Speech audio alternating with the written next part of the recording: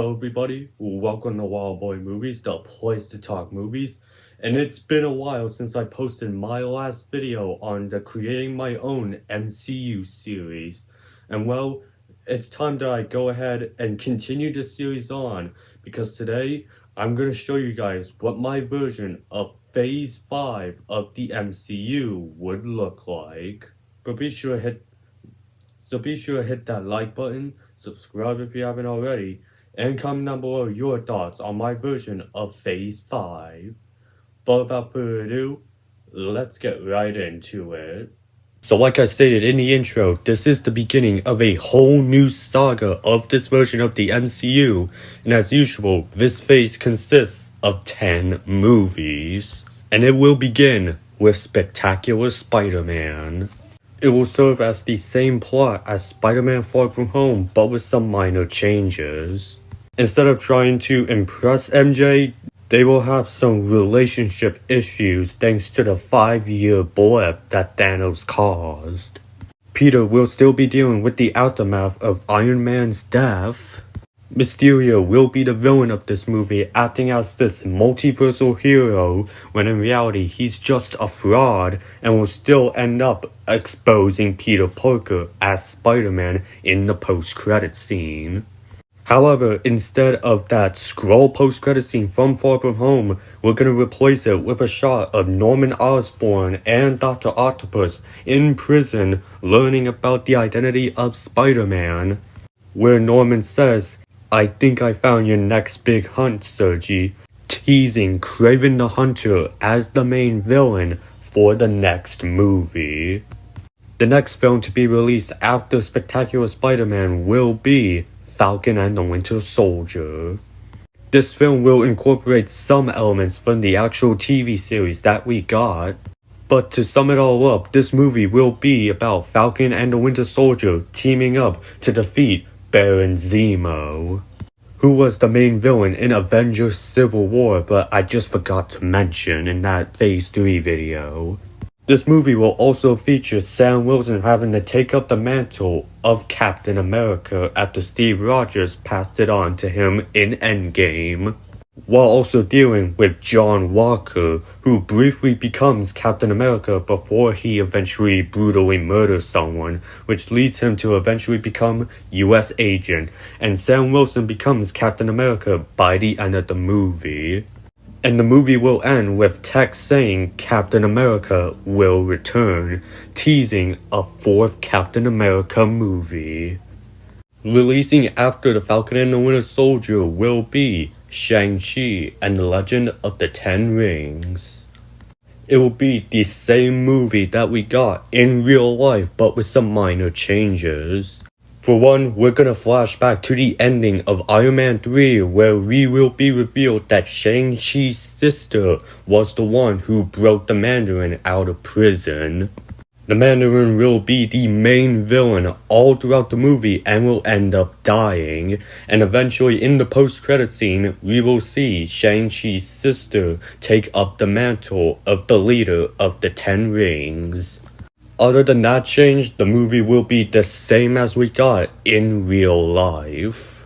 Following Shang-Chi, we will be getting a Loki movie. This will follow the exact same plot as we got in the Loki TV series, only it will be in a movie form, and will be clocking in at a runtime of 3 hours. We will be introduced to the TVA and the Void. We will see multiple Loki variants, with Loki teaming up with Sylvie, and we will get the introduction of Kang the Conqueror, which will go exactly the same as it went in the TV series, with him dying and the multiverse starting to fall apart, setting up the big conflict of this saga. Following Loki, the next movie will be Eternals. In this movie, we will see the Eternals throughout human history dating back 5,000 years, with the villains of the movie being the Deviants. We will be seeing some of the Celestials in this movie as well, along with all the Eternals will make it out alive. The next movie releasing after the Eternals will be Hawkeye. This movie will follow the same plot as the Disney Plus series, where Clint Barton takes Kate Bishop under his mantle to become the new Hawkeye. This one will be a Christmas movie and will dive into Kate Bishop's backstory. The villains of the movie will be the Tracksuit Mafia, who, along with Echo, is led by the Kingpin. And we will have a secondary villain in the movie, Yelena Belova, with the Black Widow post-credit scene being the immediate beginning of this movie. This movie will end with Hawkeye officially retiring and passing the mantle of Hawkeye to Kate Bishop, with a song from Rogers the Musical playing during the credits. After Hawkeye, the next movie will be Indestructible Hulk. This movie will focus in on Bruce Banner learning more about his Professor Hulk side, while Thunderbolt Ross, who is now running for US President, wants to bring an end to the Hulk. And this is where we finally see this MCU's debut of the Red Hulk, which will fight our regular Hulk. And this will result in the death of Betty Ross. And that will cause the return of the angry rage monster Hulk, who starts to become even more dangerous to society. So Bruce Banner decides to isolate himself while a post-credit scene goes ahead and teases Jennifer Walters. Following the release of Indestructible Hulk will be Ms. Marvel. This film will serve as the origin story of Kamala Khan and will also serve as a more family-friendly film in the cinematic universe. But unlike the MCU Ms. Marvel, she will have her comic-accurate powers and will still be labeled as an Inhuman. And I don't really know who would be a great fit for the villain of this movie, so if you have an idea on who would be a great villain for this film, leave it down in the comments section. The film will have the exact same post-credit scene as the actual TV series, teasing Captain Marvel 3. Following the family-friendly Ms. Marvel will be the more adult-oriented Blade Trinity.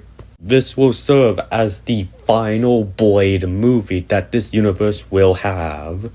This film will see Blade team up with Hannibal King to fight Lilith, who will be the main villain of this movie, seeking revenge for her father's death, who is Dracula. The film will end with Blade deciding that the world needs a team of heroes to fight off against the supernatural, which teases the arrival of the Midnight Suns.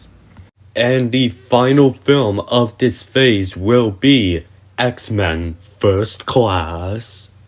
This film will feature the X-Men trying to convince Wolverine to rejoin the team, to which he reluctantly does.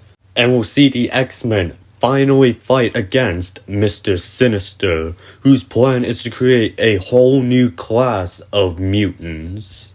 The X-Men will come out very victorious and will end with a post-credit scene teasing the arrival of the Dark Phoenix. And that was my version of Phase 5 of the MCU.